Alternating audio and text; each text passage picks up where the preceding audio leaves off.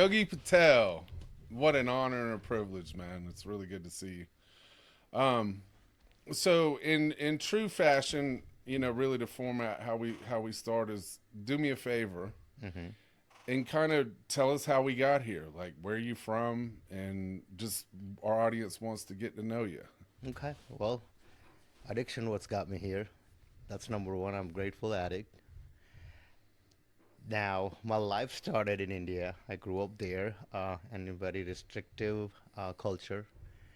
Strict dad, wanted to have a perfect son, and a lot of boundaries that I can't break it, or there's always a punishment looking for me. So I grew up in that mindset of being perfect.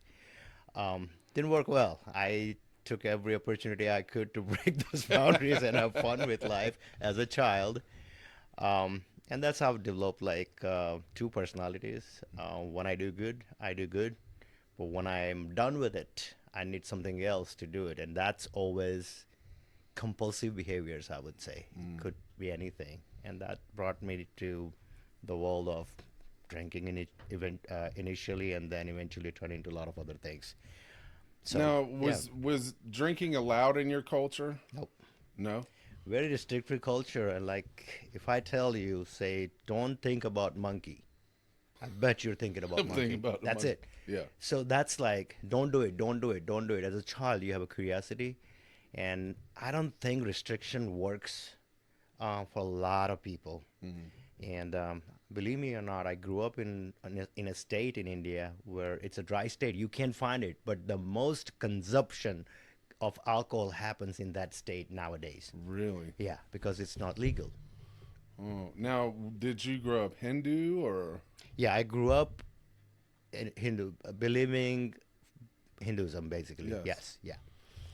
So, when did you come to the U.S.? Now, did you No, drink first in India, or was it when you came to the U.S.? Or it started in India. Like I said, when I have that tendency of if someone challenges me on mm-hmm. something, I like to prove them wrong by even hurting myself, harming myself. And that's how it started. Technically, like my dad was completely against it. Mm-hmm.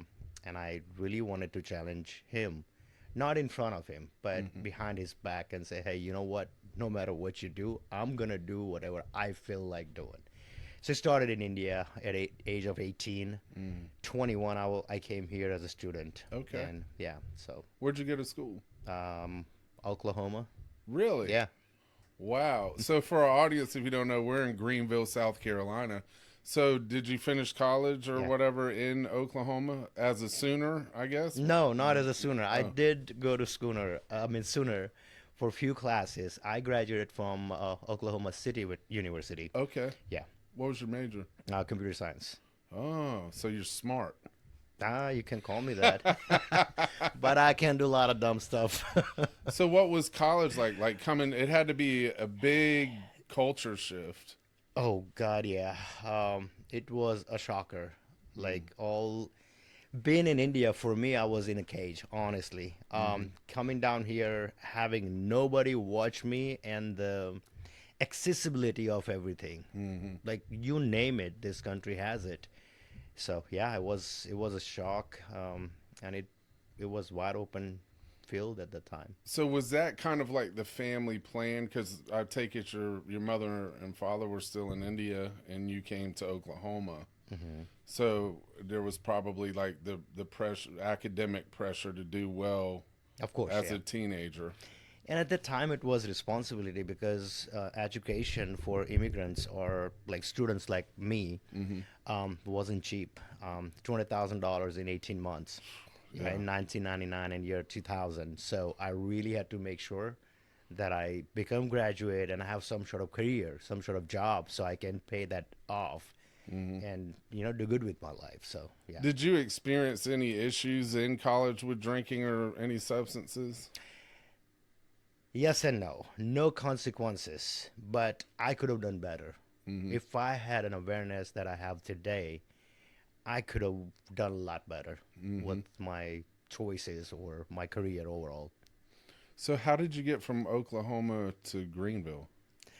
So I invited my parents because it was my dad's dream to see me as a higher level of education grad. Mm-hmm. So I invited them in year 2000 for my graduation, and they had a different plans. That my dad and mom had know so many folks here in United States from India Mm-hmm. that they had eligible bachelor girls at that time to like have an arranged marriage. Mm-hmm.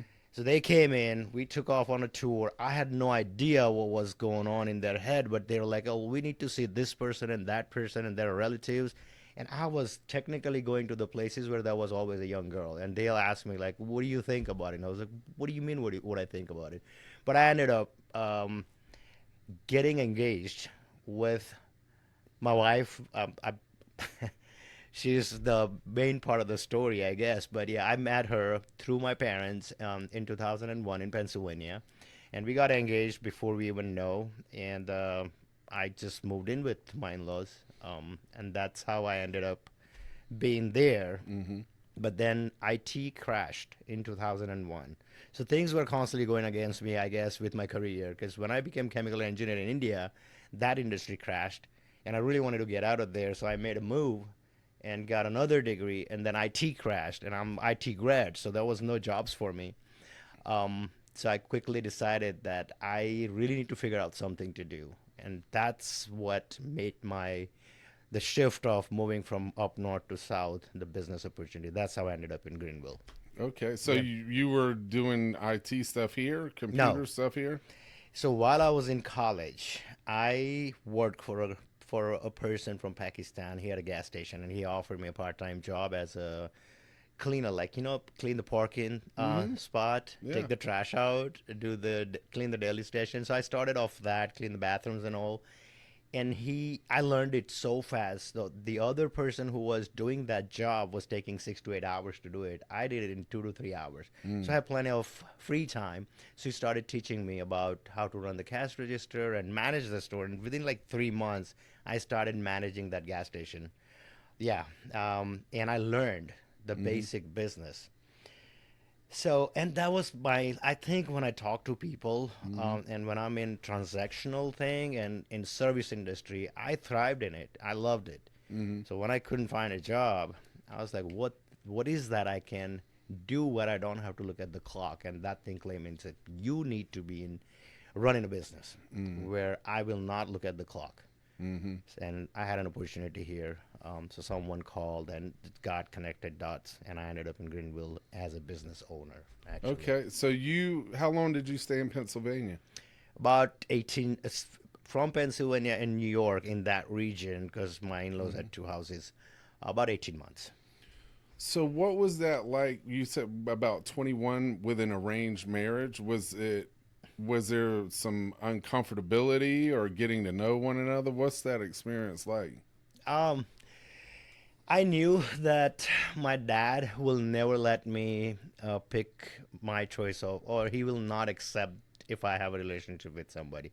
Regardless, I had relationships, but it wasn't a shocker, but it was a shock that I did not have enough time to like pick up. Like imagine this: you've been writing a letter to Santa for a car or something, Mm-hmm. and your parents bring a gift to you, ripping up, and you see it's not a car. First of all, it's another toy, and you go to shocks and surprises. That's what arranged marriage is, to be honest with you. I'm Mm-hmm. being bold and frank Yeah. here that you don't know the other person. The only thing you know how good she is or how good looking she is or he is. Mm-hmm. And based on that you kind of hit. So there was tons of surprises. Um, Different personalities, different like even though we were from same background and culture in it, but the two human has to live together. I think they need to know at least some basic stuff Mm-hmm. and we didn't. And it's not just my side. Even my wife, I wasn't the perfect one for her. I'm sure, Mm-hmm. but somehow it worked out. We made it through. But yeah, it was very struggleful.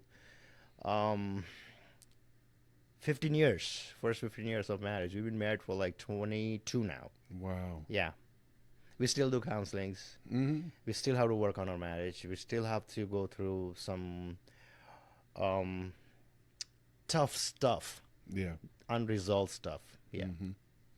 So early in your 20s, prior to coming to Greenville, was drinking or anything kind of problematic?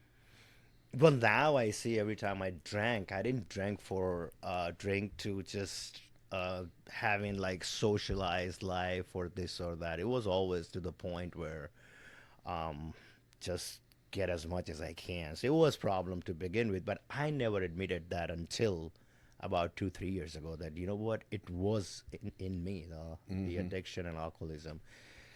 Yeah. Now, was it just alcohol or were there other substances There are that? substances. So, like I said, when I came to United States, it wasn't just about that. It's the I tried. I never stick a needle, Yeah. um, and it's not like I'm looking down on anything. Addiction is addiction. It Yeah. doesn't matter. It doesn't discriminate. You know that. I Yes. mean, we all talk about it every single day. So, rich, poor, black, white, brown, money or poor. It's everywhere, one shape or form.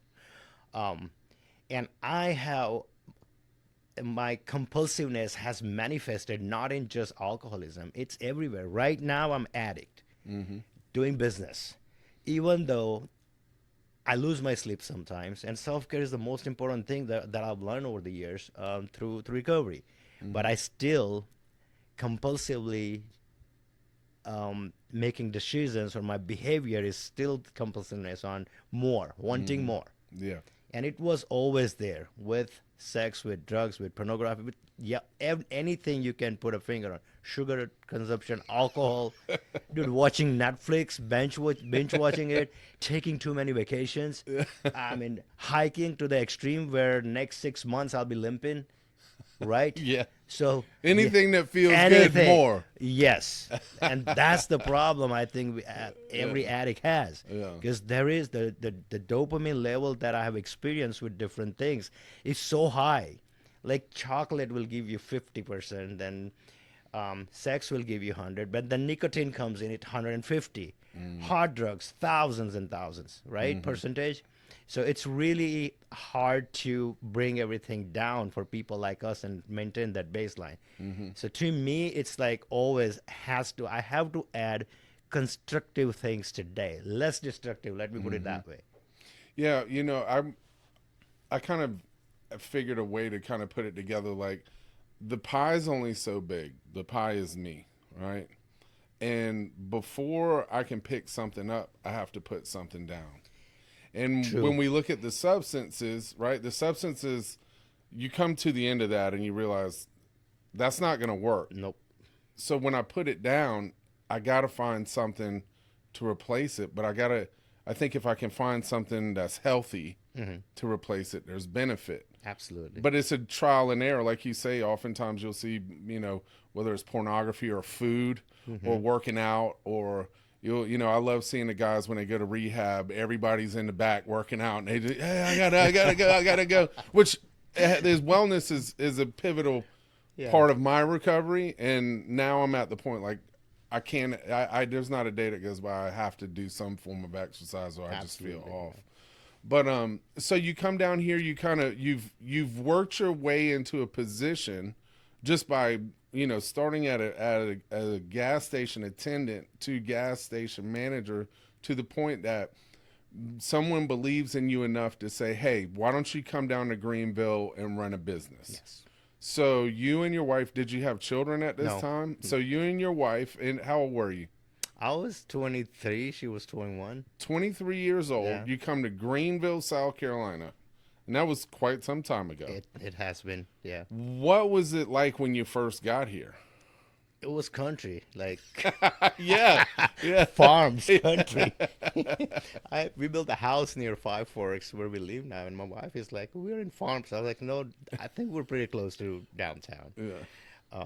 But yeah, it was country. We have some tremendous growth in this town. Yeah. It Yeah. was Now it's one of the fastest growing absolutely, yeah. places in the It's country. God's land, man. Yeah. Yeah. So you get here, and I guess the drive for success is on. Always. All right. Yeah. So walk me through that. Man, so again, for anybody who is, I mean, we all know how much effort we put in behind our addiction, Yeah. right? So I had that in me. Like whatever I pursue, I'll give my 110% towards it, good or bad. Yeah. So again, I mastered both, like being good and being bad to the extreme. Mm-hmm. Business wise, I tell you, I never looked back. I don't have fear. It's just like an addiction. We don't have fear. Mm-hmm. We're gonna go after it, and it doesn't matter what Mm-hmm. until we black out or institution or jail, Yeah. right? Same thing with business mindset. So I Mm-hmm. thrived on both categories simultaneously from the day I landed here till now. Mm-hmm. What has took over when you were talking about substituting good things? So when I got introduced to favor and recovery world in general, I started substituting a lot of things. It's like in addiction, I was jiggling five or six different things, and that was just one thing was driving me on a good side was my business. And then I started putting one thing out, like let's say stop, figuring out less harming stuff, Mm-hmm. and change that with most hurting stuff. So hypothetically, if I'm using some substances, I took that out and I still kept drinking, but I replaced that time with working out. So now I have two good activities, business and workouts. Mm-hmm. And then I added another thing to it, like hiking and then yoga and this and that. And finally, it clicked. Mm-hmm. About 6 years ago, six years and 2 months ago, it clicked, Mm-hmm. and I had nothing but all good stuff. However, the business success I same has ups and downs and all that, but I never looked back even today. I mean, I had Mm-hmm. hit rock bottom in my business career in 2017, and I had to mow yards to buy groceries. Honestly, for my family, Mm-hmm. I still do their yards, but for fun now. Mm-hmm. Um, and I had to sell like all everything I had at the time. I had some assets in India that I had to get rid of it just to make sure that I don't lose my house. And I bounced back from 2022 to now. Like Now that was prior to sobriety, that was prior to sobriety, yes. probably close to it. Well, everything happened at the same. I hit rock bottom, um, with my physical health, mental health, and financials. So walk me through that. Paint the picture for us. What was going on?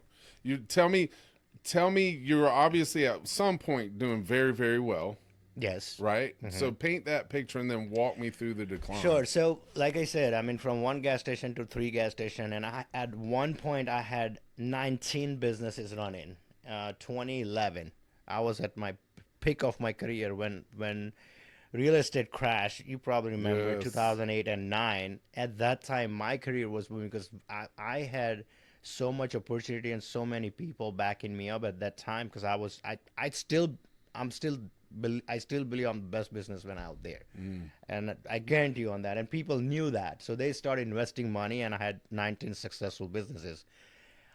2012, when um, me and my wife were not on the same page on a lot of things. We had kids in between, like two Mm-hmm. beautiful boys, and having affairs during marriage life, it's never an easy thing for a man to absorb. Mm. And that shook me. Like it took kind of somebody took a land underneath my feet, and I was just like in a grave. Mm. And that's when I started focusing more on numbing and Mm. not talking about it and using everything else I can to forget. Mm. Um, and I put it still somehow managed to focus on businesses. But that was the time where, from 2012, I was doing more of numbing and not focusing on business. So addiction started and it is progressive disease, Mm-hmm. and the more it progressed, the less business side. So by 2012 to 17, 18, like I was in ICU first of all in 2017. My wife saw me on the floor. My kids begged me not to drink because I was throwing up blood. Mm. And I was so helpless. I could not think of anything else but alcohol at that time. But luckily, they called 911 and I ended up in ICU. And I came out, I went to rehab, came out back, and my partner had enough. He's like, "You're not coming back to the store. You gotta, Do you something. gotta do something about it." I think that's the best thing happened to me, honestly. I thank him today. Mm-hmm. That if that had not happened, I might have ended up going back to the same place same people, and Sure. same triggers, same stress level. Mm-hmm. Yeah. So, I mean, that's what sums it up, I guess. From 2012 to 17, those 5 years, and I wasn't living with my wife. I was like very much little involved in with her, but a lot more involved with my. I never left my kids, man. Yeah. Even today, sometimes, as an addict, it's not easy to just say I am done. Everybody get that pressure, but my two boys is my everything, and that's what I remind myself. Like, why are you doing it? What's my biggest was my boys, and now the biggest why is myself, man. My body, my Mm-hmm. mind. I don't deserve that. Mm. I deserve to be happy, Yeah. and it's not possible if with drugs and alcohol. Never. So as you came out of like the rehab and the drugs and alcohol were taken away, what was going on inside for you? Emptiness, man. Yeah. It's a void, a lot of hatred. I didn't have zero. I had zero coping skills with everything else. My own emotions. Mm. I think staying away from drugs and alcohol is the easy part. Yeah. The hard part is emotional sobriety, and I mean, you have heard it many times before, but it is so damn true. Yeah. It's so hard to, even small things at that time used to like shake my whole world. Mm-hmm.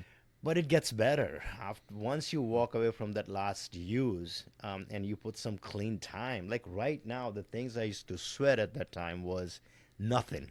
Yeah. Like I laugh about it. It's like Yeah. what a stupid mind that I just, even small things I used to make a big deal out of it, but it was tough. Mm. And I have I think it's really important for it was very important for me to find that tribe that are doing it Mm-hmm. every single day and talk to them, learn it, reach out Mm-hmm. to connections. Yeah. Yeah, yeah, Let me ask you this, because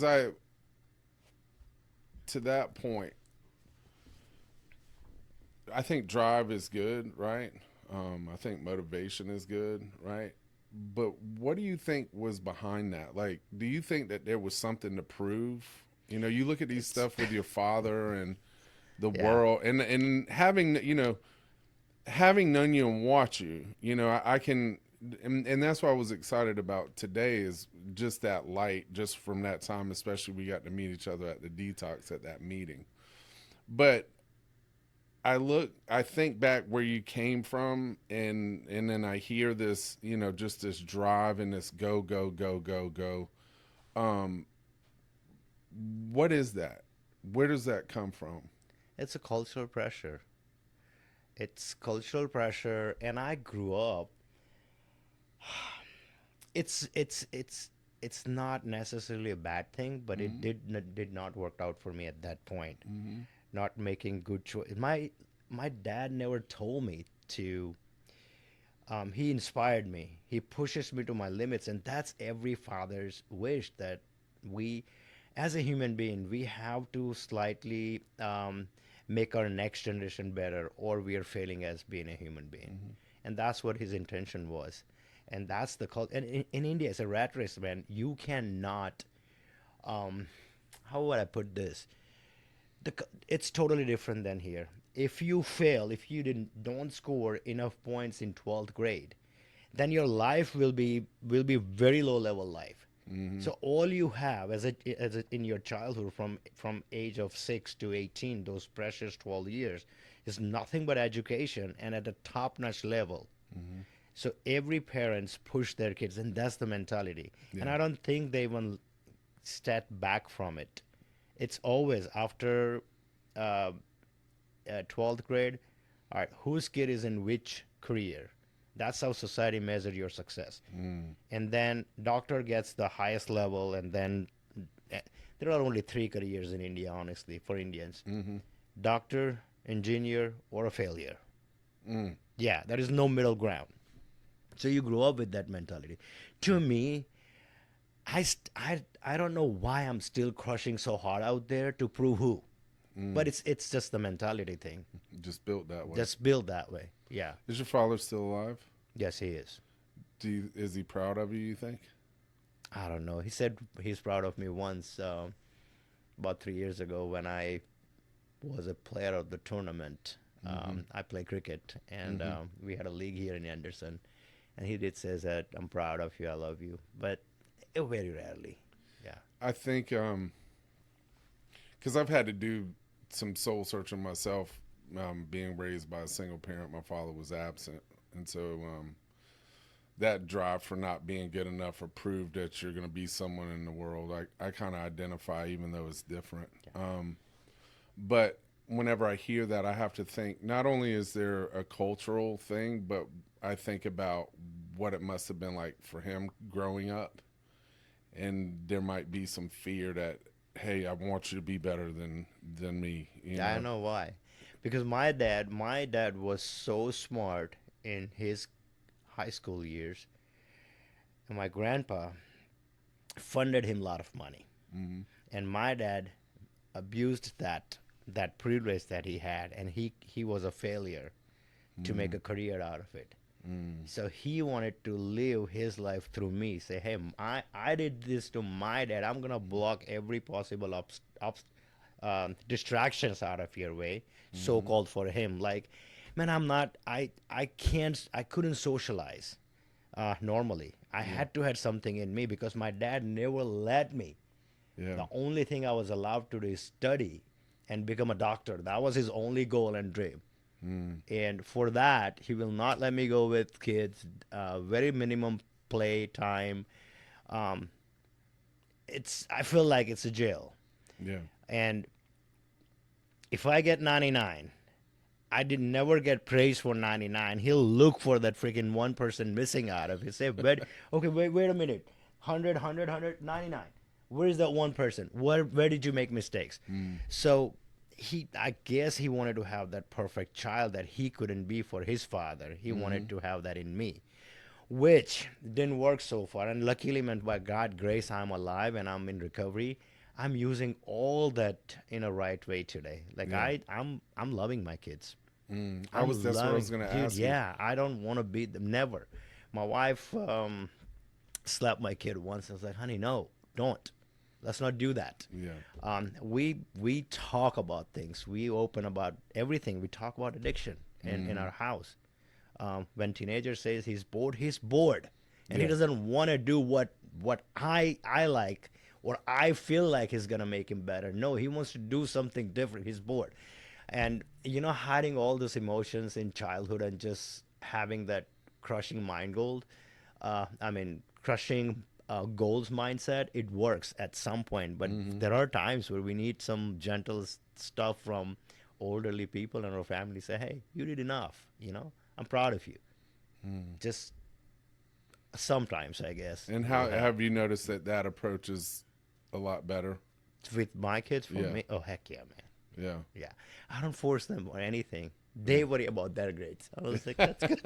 That's good. That's They good. are A+ students, man, 100 out of 100. And I was like, look, man, even if you don't, nah, I tell them if you don't go to college, it's not gonna break my heart. I want you to become a damn good human being that people can look up to. It doesn't matter if you're serving a burger at some restaurant or you're owning that place. It does not matter. Mm-hmm. People will respect you if you have good character and good values, Mm. and you're gonna be successful if you develop that. So That comes from a place of experience, I would imagine, I huh? think so. Yeah, yeah. I wasn't proud of myself with the stuff. Like even though having those all those achievements, man, not having that solid character and values, it's nothing means nothing. Mm. Yeah. So let me ask you this: when you went to the ICU, I'm sure the doctor came and said, "Hey, was that it for you? Did you get sober?" No, sir. Good. So I'm not alone. All right, you're No. not a one Man, white chip like I guy. said, I mastered that degree too. So, he's a good friend of mine, basically, and he's after four or fifth, sixth day, he came to the house and he's like, "I want to run some tests. I want you to see like how bad your inside looks." And I was like, "How bad is it?" Because I didn't know. He's like, "Dude, if you drink one more time, you not make it." And I was like, "What are you talking about?" I was like, "Your liver, it's given up on you." Mm. And I was like, really? and my kids were like 6 and 7 at that time. I looked at them, I was like, I'm not touching that thing again. And I meant it from here. Yeah. Trust me. When we say it, we do want to do Yeah. it. Yeah. I just didn't know how not to. And 12th day, I found myself cracking up a beer again. My wife looked at me. She came to the house, and I had a beer. I already had one tall boy down, and I was on my second one. And she's like, "What are you doing, Yogi?" And I was like, "I don't know, man. I don't know. I need to stop, but I don't know how not to go back to that behavior." Um, and she had things lined up. She was coming to favor at that time. She had Taka as her family coach, and she knew the whole thing. And her approach was so different at that time. I just said, "Hey, let's go to rehab. I think it's time." That's when I went to rehab, and that's when my life started. I met a badass therapist, man, Tony Gonzalez. He's still a good friend. We're still in touch, and he. And next day, and the condition was at that time to my wife's like, "Listen, you're gonna let me drink until I walk into a rehab." And she's like, "Okay, deal." Do you think that her going and getting family services Oh yeah, was a help yeah, to the whole absolutely, situation? absolutely, no doubt about it. In what ways? I mean, the approach, right? She didn't shame me. She didn't get mad. First time someone, I think at the way she approached me, someone reached out to me with love. Say, "Hey, I feel you. I know this is not you. I know you don't want to do this. So let's just do something different." And I wanted to hear it because I'm very rebellious. If someone says don't do it, I'm gonna do it. Yeah. And even though I'm dying, just Yeah. to prove my point. Stubborn. So I think, yeah, I mean that approach, and she had everything lined up. Like I think she was talking constantly to her family coach, Miss Taka at that time, and she had everything lined up. Like if he say yes, then you need to jump in the car. So I said yes. She was in the car. I said I need more drink. She said yes. Until I get to the point. Yeah. So I guess she knew how to talk to me, how to be around me in a very gentle and loving way. And she did that. And that's what made me go to rehab. Yeah.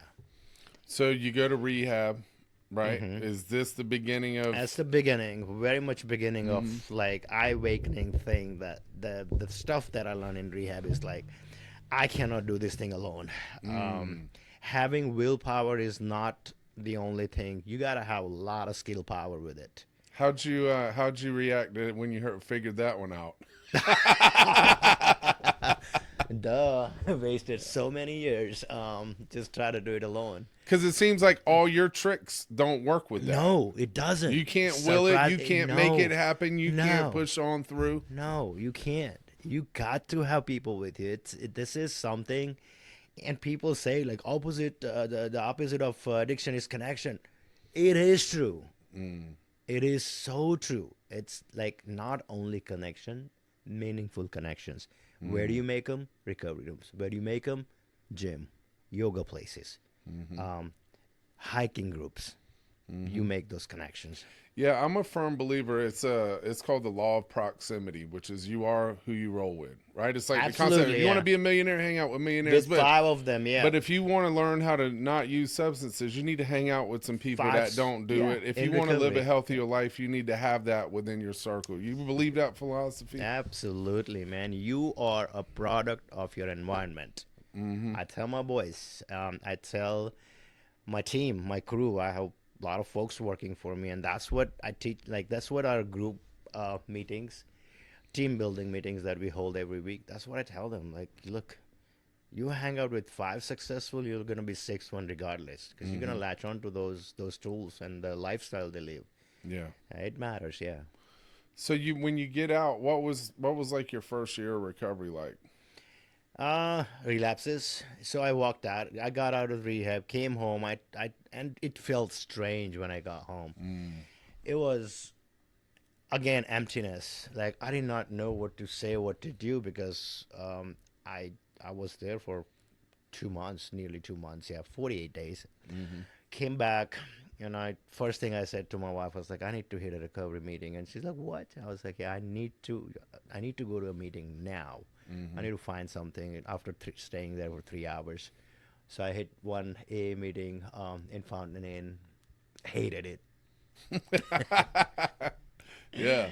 It's nothing wrong with the structure, but I don't want to go to that path, like talking about pathways. But Mm-hmm. then next day I came to favor. That hit home. Like this facility, this is where my journey started. Right here, Mm-hmm. this is the temple for me. I may get emotional talking about favor, but um, I walked in and I saw like people sitting there. Mike Malone, so many. I don't want to go through the names, but they caught my attention, and I just like I want to be like them. What caught your attention?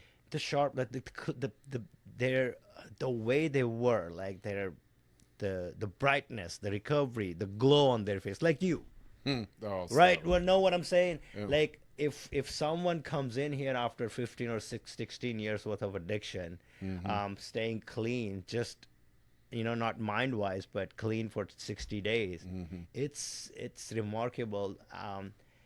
For them to see a person who is 10, 15, 20 years clean and doing recovery work without getting Mm-hmm. anything like expect without having anything in return, expectations of having anything in return. So it was just that was eye opening for me. The way the whole room, it I don't think I can explain this in a better words, but I felt like I'm home. Mm-hmm. And this is who I want to be. I want to look like them. I want to talk like them. Mm-hmm. And I dived in fully. Now become successful. Now I had some failures. Yeah. Yeah, Tell me about that. I mean it's a part of the journey. Mm-hmm. Yeah, I believed in one sentence as keep coming back. Mm-hmm. That worked for me. Tell me one thing that you considered was a failure. You In said I what? had some failures. What do you mean Yeah, by that? not being able to stay on a recovery path from 2070. That's a failure.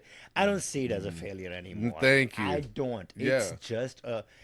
It's like we were having a recovery talk this morning with my wife. We're on keto diet right now. The whole Mm-hmm. family is like trying to chop down some weight and be fit and Mm-hmm. start running again. And we had a bad meal last night. Nobody felt like cooking. So we Mm-hmm. ordered a bunch of Indian food, and it's carby, starchy, Yeah. sugary, creamed, loaded, and we all had that fun last night. Mm-hmm. And we were talking about like, what if a person decided to have a drink? How shameful we like, how like failure or, Mm-hmm. and the person himself feel like if he's a failure. Mm-hmm. So that's what it is. It's not that. It's just the shame and guilt comes with it. Mm-hmm. Yeah, make us realize that. It's like we talk about this in rooms, like people with diabetes, right? They can allow to have a sugar, Mm-hmm. and they'll mess up their insulin level, but Mm-hmm. nobody will shame them for any Mm-hmm. of that. They're back to normal from next day. Why cannot a person who just didn't continue with sobriety for longer period, and he chose to do something, right? Mm-hmm. Different. Yeah. Yeah. Yeah. I mean, listen, I've been around, work. I've worked in recovery over a 20-year period, and some of the concepts that we have now, they didn't exist. It was all or nothing. Yeah. And I'm like I said, I'm not that one and done guy. I'm that one who, okay, I had 6 years, and then there's a return to use. And I was talking to somebody about this yesterday. The shame and the guilt, and there was nobody. There was maybe two or three people, and then there were a bunch of people. Did you hear about? Did you hear about?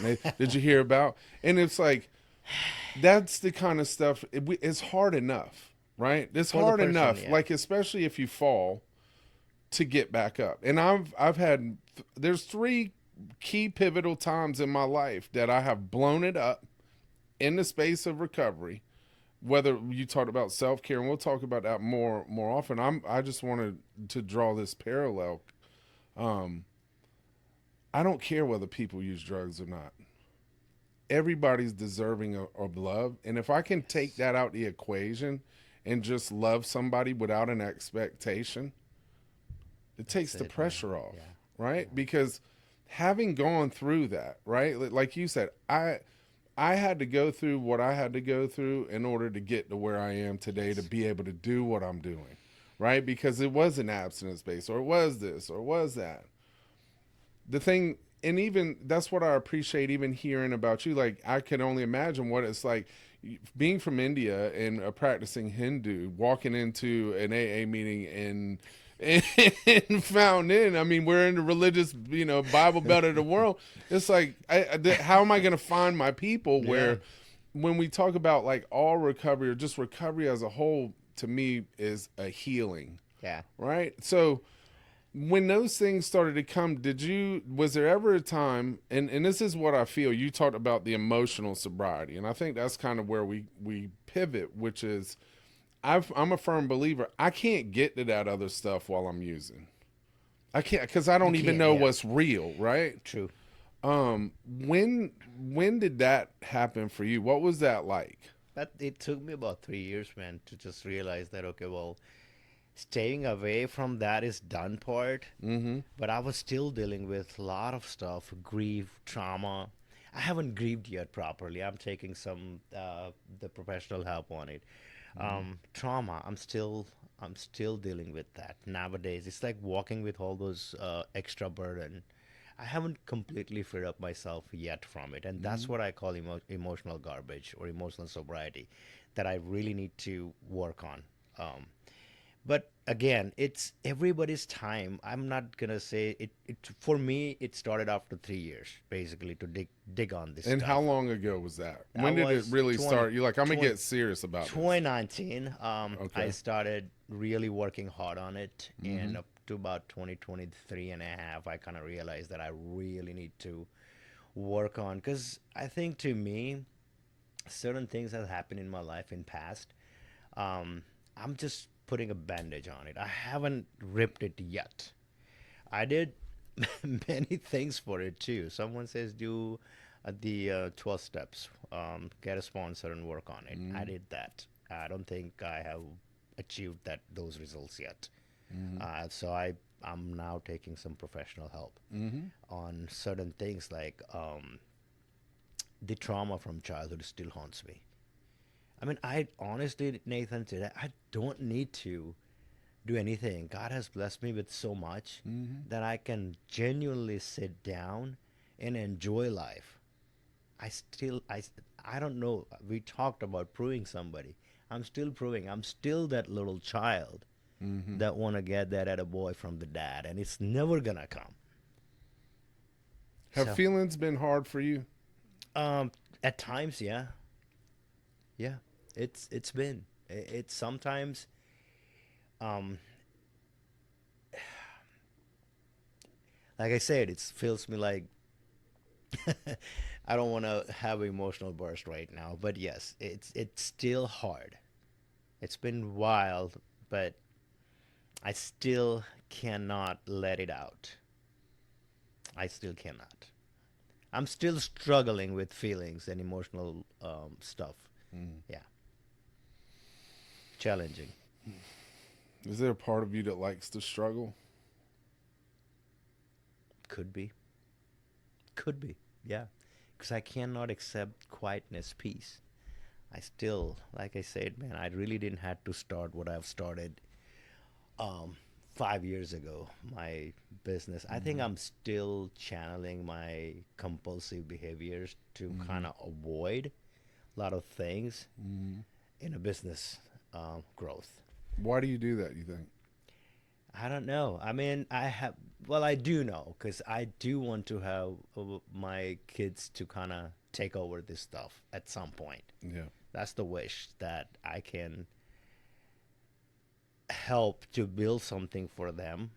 And for that, I am creating 5 different entrepreneurs right now, right underneath me, Mm-hmm. and they are going to take care of them. So I think, to me, I'm passing on the knowledge and wisdom in a compressed file to them, Mm-hmm. so they can keep passing it on. Mm-hmm. And for that, I really need to have a bigger platform, basically. Mm-hmm. And that could be just a justification of what I doesn't want to deal with actually. That Mm. that trauma and other stuff. Which that leads me to a question. You don't have to, but what is someone like you scared of?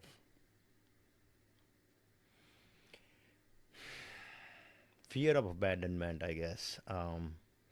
That's I've been dealing with a lot, and I still want to be that likable person, so I don't have to be alone. Mm-hmm. Even though I have experienced that being alone is the best thing. Mm. Does it make sense? I hope it does. It makes the. I mean, this is the thing. This is why I'm glad you, because remember I told you, not being raised by having a father, and so even in high school and growing up, everybody else had a family. I didn't. My mother was a doctor and she worked 100 hours a week because she's got kind of that. Wanted to, be the best at what she did. So a lot of times I was alone with nobody, and the world is a tough place, right? Absolutely. Especially where and I made choices, based on the lifestyle of drugs and alcohol. It's not all, oh hey, I'm a victim. I chose to do some stuff. But looking at this, and that's why um even to this day, like I look at that and I look at the fear of abandonment or fear of not being good Good enough. enough. You know what I'm saying? Like that's why I'm here 80 hours a week. I'm the first one here. I don't take days off. You know what I'm saying? Yeah.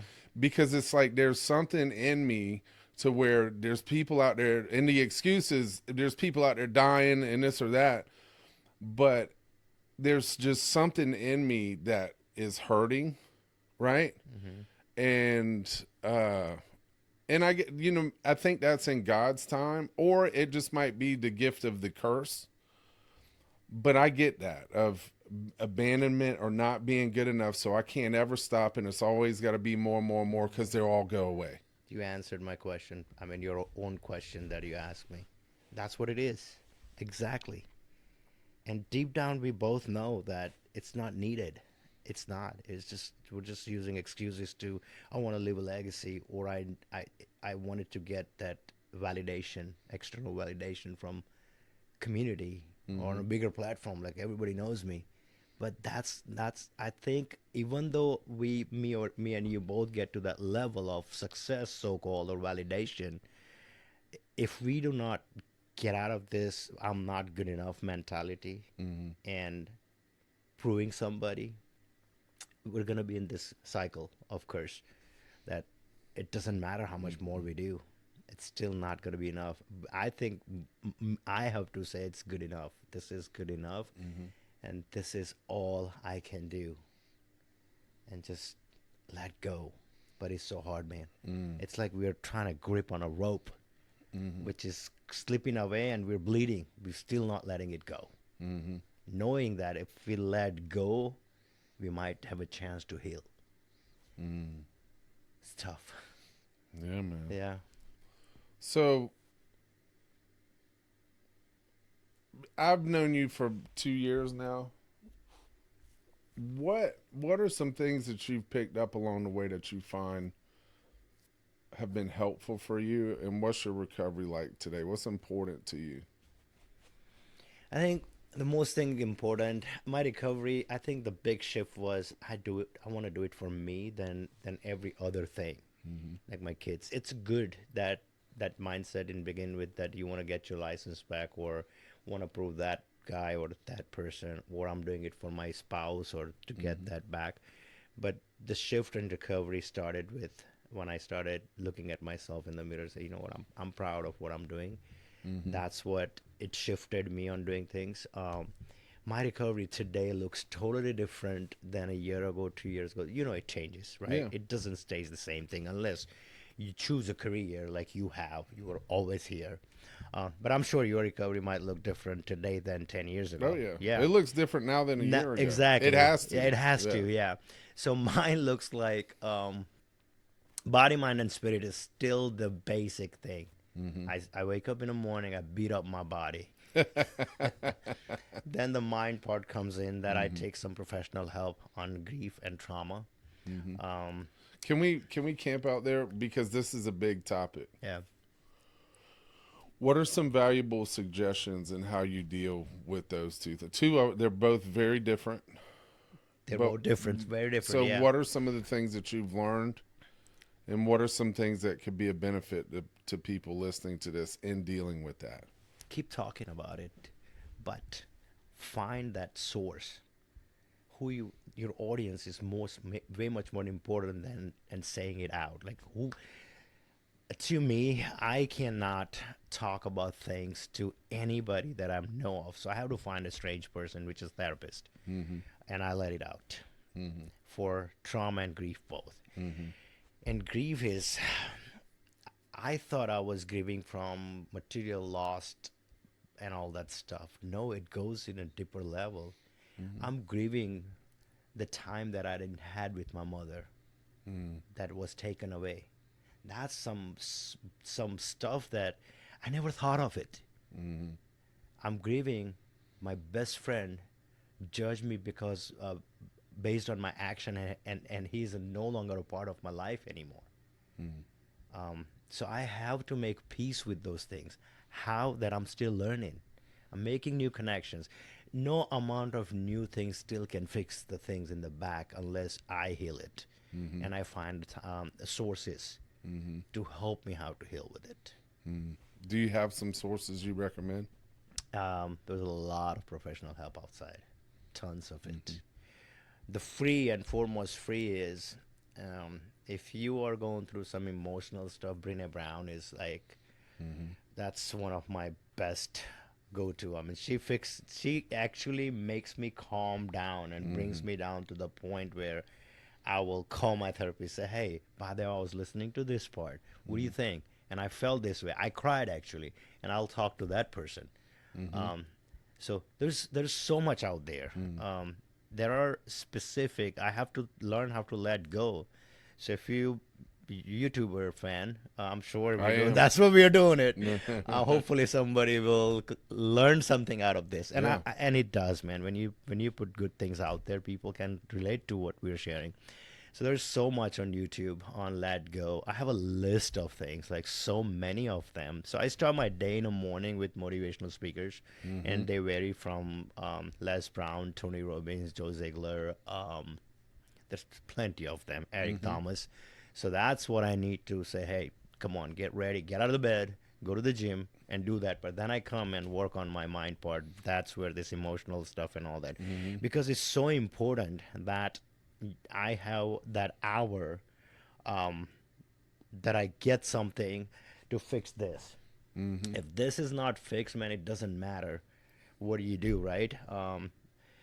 So I work on that, and that's mainly as my therapist and listening, and take. I still journal the heck out of everything. Thank you. Yeah, Thank I you. do big Thank you. time, man. Yeah, I mean, I can show you some journals from 2017, 18, and 19, and I call it dumb stuff writing it down, but it's so valuable today. I Mm. mean, to see the progress, right? And then the third one is like in the evening time, I have to listen something on Let Go, Mm-hmm. like enough, enough. Um, and that's what it looks like. And throughout the day, I'm keeping myself grounded with different things Mm-hmm. like deep breaths, being helpful, service work. I cannot turn down. Like when you call me Saturday, usually we're out camping or doing something on Saturday. Mm-hmm. I told my family, I was like, listen, favor, I gotta be there. So we canceled that. I'm here with you today. Um, and I focus with my family. Like that's my biggest part Yeah. of my life. Hikings, um, going to yoga, um, keeping myself busy enough with my business work. That that's my recovery. Yeah. Yeah, coaching people like Mm-hmm. on I'm starting, matter of fact, something similar to this at my new healthcare facility. Mm-hmm. There'll be 25 students or whoever else wants to come 1.5 hours every Tuesday night, where they can learn a free class on entrepreneurship.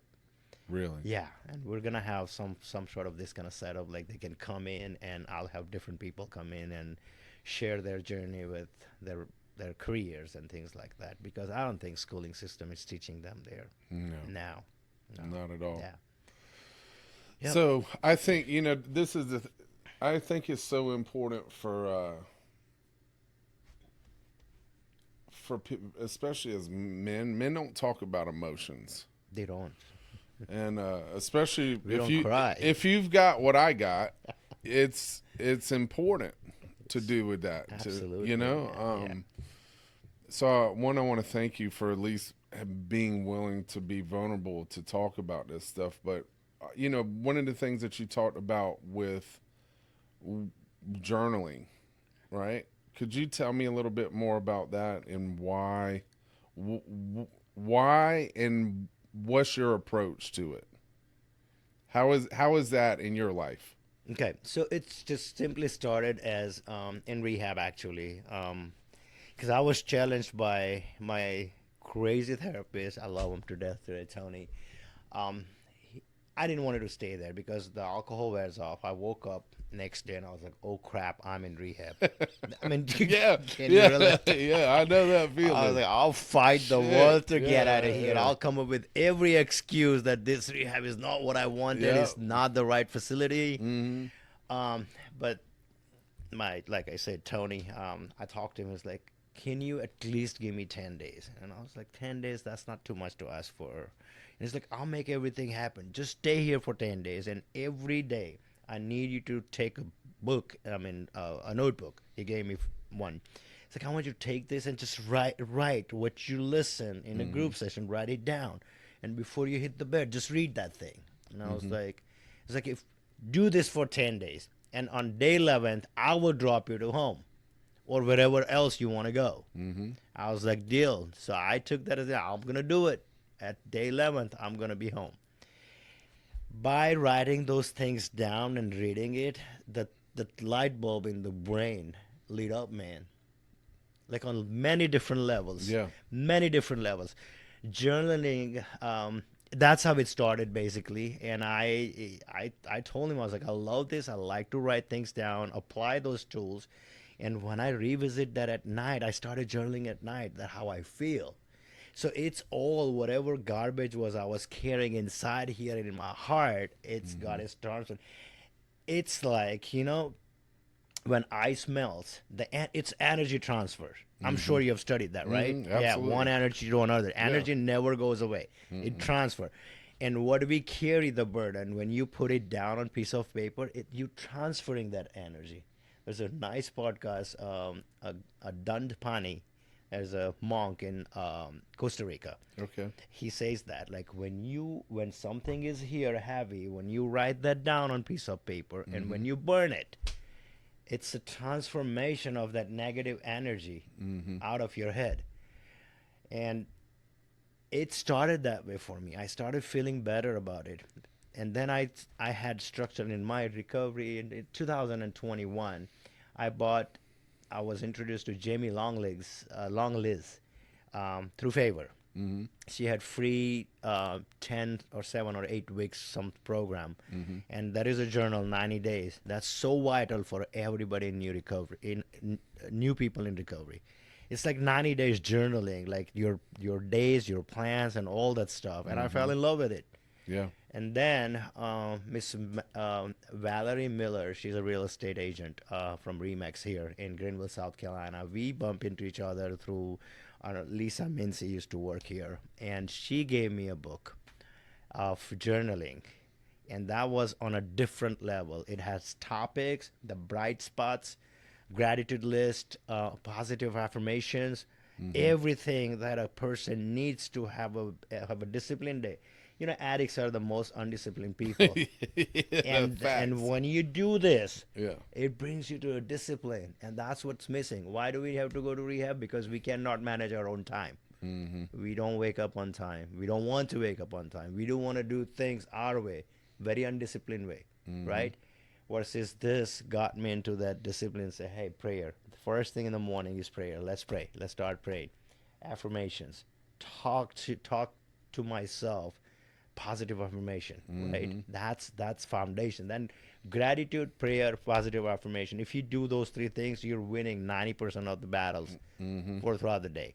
And then close your eyes. That was a section said close your eyes for 5 minutes. So I closed my eyes for 5 minutes. Nothing happened, but then something happened. I had those thoughts came out, and it's called conscious writing. So I write those things down. So journaling got me to the point where I was it made me conscious living. Mm. So I need to do this. Like every hour, I had a set timer for many years, like 3 deep breaths, no matter where I am at. Traffic, like I slow down, 3 deep breaths. Yeah, Mm. I learned all this stuff from journaling, and today my journaling looks totally different than everything else. Today I wake up, I close my eyes, I do all that stuff like prayer, Mm-hmm. gratitude, but I close my eyes and I visualize things like what is it? What is it, God? Where does it take me in future? What does He want me to do? And when you are quiet enough, if I can quiet my brain enough down, you get those visualizations. So every successful business I have today, it's a gift of that visualization for past 3 years. I can show you my journal, my books, that how rough sketches were about my businesses. And if I take you there with the sketch, you'll be, you gotta be insane, man. You saw this in your vision Yep. and you have it. Mm. So Dr. Joe Dispenza, Google him. I mean, Mm-hmm. YouTube.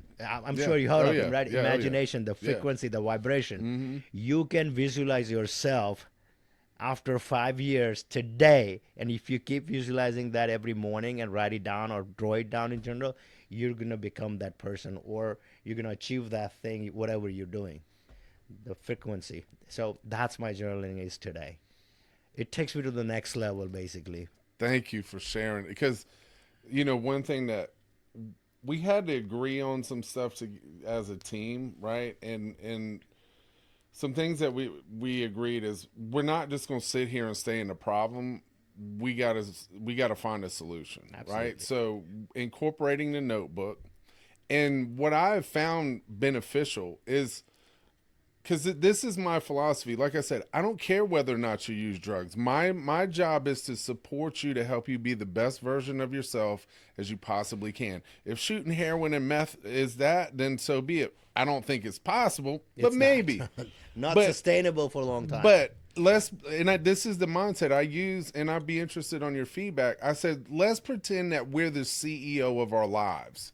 Let's take control. So someone like a Jeff Bezos or someone like Elon Musk or any CEO, they know what tomorrow is, Yeah. right? It starts with what's the plan? Like the same process you use to solve a problem is the same process of accomplishing a goal as well. You can't do that in your head, right? Like you can't run a business in your head. You have to have certain and so using the pen and the pad, one, it helps me connect with me. Yep. Big time. And there's something to be said. Tim Ferriss just had a really cool podcast. I think it was with Sean Ryan, where he uses the concept of morning pages where you just lock in and Yeah. you get to connect with you. But like let's say there's fear, right? If I have fear, something to be said about putting that thing down, locking in with it, having some resolve. That way I don't have to that letting go. But it doesn't stop there. Where do I want to be? Yeah. Right? Because this Exactly. is the thing, the 3 P's, proper planning makes perfect. Because if you got the good plan, you'll accomplish whatever the goal is or you'll solve the Absolutely. problem. If not, you just go back to the damn plan and make the adjustments. Yeah. And so looking at that, we've seen tremendous amounts of success for people to where it's almost it's the point like, hey, you got your notebook. Well, there it's even at the point now where you may come in once or twice without it, but you're not going to come much longer. You're going to come in with Come that, in with, yeah. and you start, and that's where building that momentum and taking control of your life. It starts with you Yep. getting in touch with you. Does that Absolutely. make sense? Absolutely. No doubt So about it. I'm Yeah. so happy because somebody who's accomplished and you're playing it down to the success that you experience, and I commend you. Because you are so gracious and kind. Anytime I ever need anything, it's just and that like I said, that one day you were with your wife at the detox, you talk about energy. Yeah. You can feel it, Yep. right? But let me ask you a question. Sure. Do you because I know you don't walk on water. You deal with anxiety at times. Everybody does. How do you deal how because as somebody who's a serial entrepreneur, Hmm. how do you deal with anxiety? So that's what it is, right? I mentioned you about starting your day. A grateful person, uh, a positive mindset. Uh, you cannot be positive and grateful and having anxiety at the same time. Mm. Is the tone of the day you set in the morning. Mm-hmm. Do I get fearful? Yes. Anxiety? Everybody does. Mm-hmm. Everybody does. But starting that day with, like, if I share this with you, when I started my 3 years ago, I visualized what I have today, and at that time I had $70,000 in my bank account. Okay, Mm-hmm. my business plans and the visualization was 18 to 20 million dollars. That's how much I wanted to create in 3 years, having that much. Did it happen? Yes.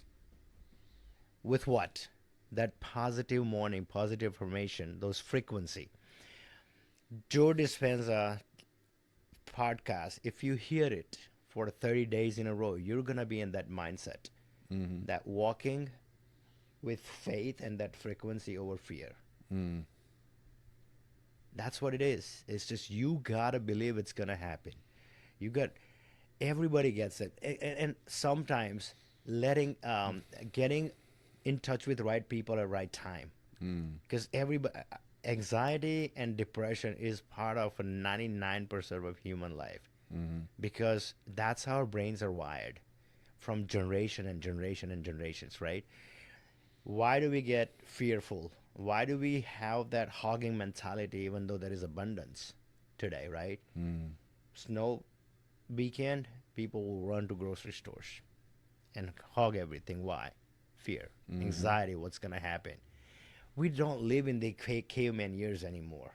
We have enough to survive for a month or two, believe me. Mm-hmm. But we still tends to that. So you have to train your brain Mm-hmm. every morning, that hey, what do you need for today? You have it. You have everything you need in order to wake up tomorrow. Mm-hmm. And a lot of people doesn't wake up next day. Mm. So again, starting that day with with a lot of positiveness, Mm-hmm. and that takes care of my, like I said, 90% of the issues throughout the day.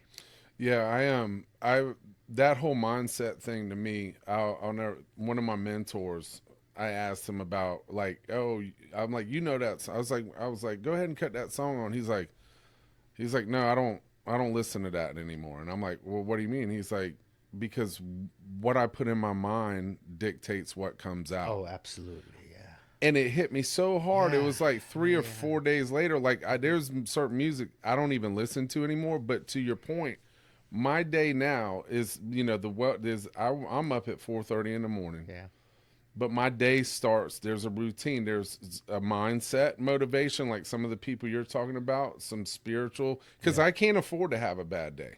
Like I can't, We can't. like I can't come in here. People walking in dying Yeah. from overdoses. I got teams that are dealing with it. Mm-mm, If yep. I'm off, Yeah.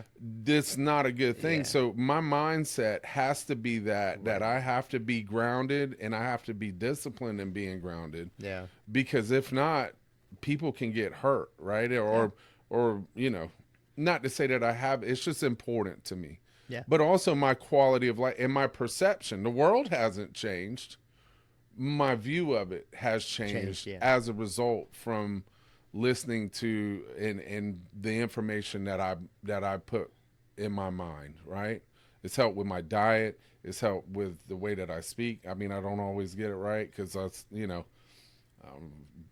I deal with cocaine and heroin, right? But I think it's It's crucial, crucial, man. It's and like a piggy bank collects the money and trash collects the trash. mm, What you put it in, it's the information. What do you fit in? World news, you're going to be depressed, anxiety. If you check the news, if you scroll through social media and breaking news, put that away. It's yeah. not happening to us. We What don't do need you to. think about social media?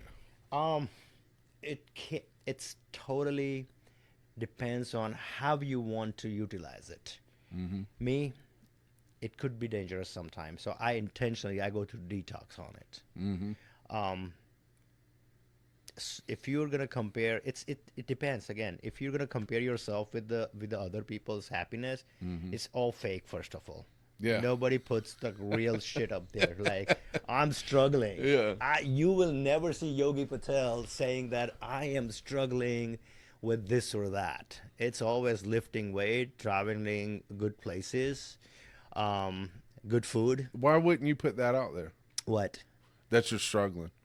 I am about to. I'm about to start what you have started. I'm gonna have a YouTube podcast in Indian language, Okay. because there are so many folks who are crushing it here and they're doing great. I don't think they need to hear it from me. Maybe this episode, but I think there is the Indian community here.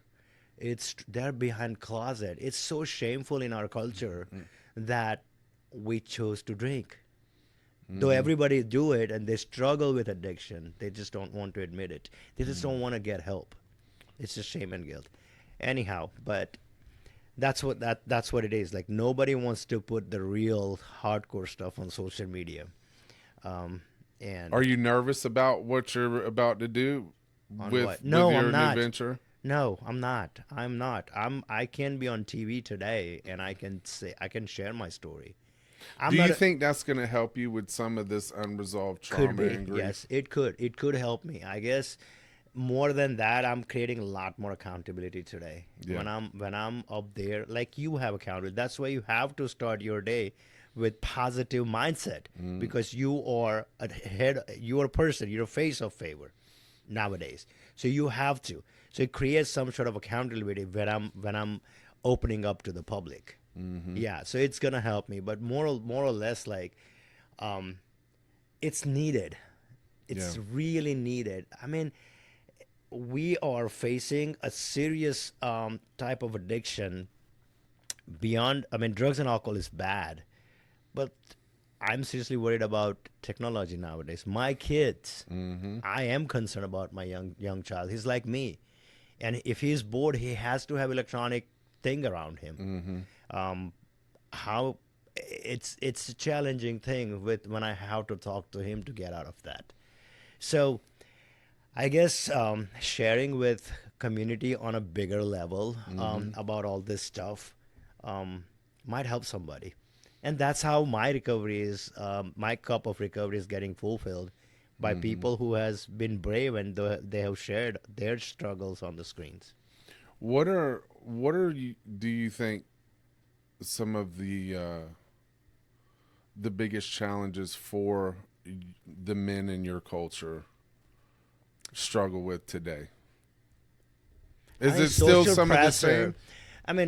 I mean, in general, it's a social pressure, man. It's too much that our culture demands from a man.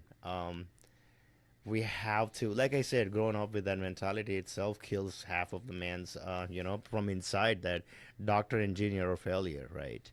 Um, some of my friends just got off with me because I chose this career, and they are in the field. Even though I have a degree, I'm not valued human being to them, because they have a career of software engineer, this and that, and I'm just a gas station owner, just a businessman. Yeah, Yeah, whatever. yeah, yeah, Yeah, yeah. well, you're a success according to the American dream, right? I guess so. Yeah. I mean, I don't know how to define success. I think success is a person who is peaceful throughout the day, joyful. He lives in the moment, um, and fearless.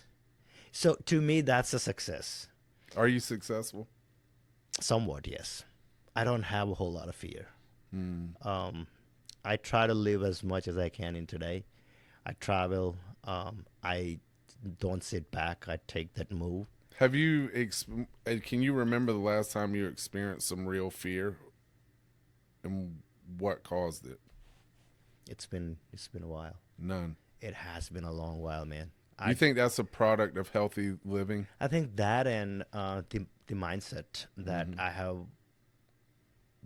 somehow developed over the past 6 7 years, because I lost everything. I lost my health. I lost my financials. I lost relationship that I thought was valuable at that time, all the fake friends, fake relatives, I don't care about them anymore, man. Mm. You call me, I'm here with you. If someone calls me, Mm-hmm. I don't answer their phone calls today. I have very tight and small circle, Mm-hmm. and I'm really happy with it. Yeah. Yeah, It's all about the quality, not it's the about quantity, quality. right? I have one friend Yeah. who freaking died for me today, and I spend my phone calls with him instead of regretting on the lost relationships and things like that Yeah. because it wasn't meaningful at the first place, Yeah. But yeah, it's a quality. So I'd be interested to hear your philosophy or outlook about who God is to you in spirituality. What's your outlook? What is your take on that? Could you speak to us in detail on that? Absolutely, man. So I'm not a religious person, first of all. Yeah. I'm not Hindu, I'm not Christian, I'm Mm-hmm. not anything else or anybody else. I believe in spirituality, and spiritual person. Okay, so a religious person can be extreme religious, but he'll hurt other human beings by his actions and his words. A spiritual person will never hurt another human being or any other alive things around him. And that's what I believe in. To Mm-hmm. become a better version of myself, like stop at the traffic light and let somebody go. Do I always do that? No, I fail as a human being, but I try to practice that. Mm-hmm. And that's what I believe in. Be a nice, decent person. Yeah, and the list can go on that. Like how much you can be better Mm-hmm. today if you put a label of Hinduism, Christianity, or any other thing on the side. There wouldn't be any war today. Yeah. Yeah, I'm not talking about that deep level, but I try to practice to be nice. And if I wanted to be treated right, I have to treat others right, and Mm-hmm. that's what I believe in. Do you have an intimate relationship with a God of your understanding, and I what's that do, like? I do. I talk to him. What's he like to you, or she, or whatever? He's a father. He's a Mm. father figure. And he tells me things when I'm like I said, do it or don't do it, or he's Mm-hmm. there with me. That's why I don't have fear. Even Mm. if I'm walking through hell in my business world or whatever else, he's right with me. He's Mm-hmm. with me, 24/7. Mm. Yeah.